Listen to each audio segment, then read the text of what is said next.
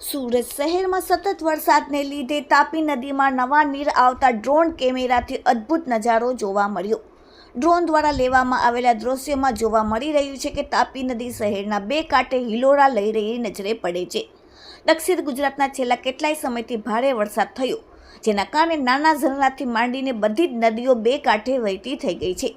નદી કાંઠા વિસ્તારનું કુદરતી સૌંદર્ય ખીલી ગયું છે। તાપી નદીમાં નવા નીરને કારણે ઠેર ઠેર જામી ગયેલી જળકુંભી પર પ્રવાહમાં તણાઈ ગઈ છે।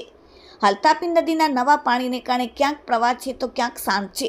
આગામી સમયમાં ઉપરવાસમાં વરસાદના પગલે ઉકાઈ ડેમમાં પાણી છોડવામાં આવશે તો આ સપાટીમાં પણ વધારો થશે।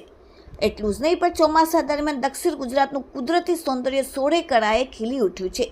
પ્રકૃતિ થનગદાટ કરી રહી છે અને સુરતની તાપી નદીનું સૌમ્ય તેમજ રૌદ્ર બંને સ્વરૂપ જોવા મળી રહ્યું છે। સુરતમાં વહેતી તાપી નદી ક્યાંક ક્યાંક સૌમ્ય સ્વરૂપે બે કાંઠે વહી રહી છે તો ક્યાંક નદીનું રૌદ્ર સ્વરૂપ પણ જોવા મળી રહ્યું છે। Bureau report, daily India TV, Surat.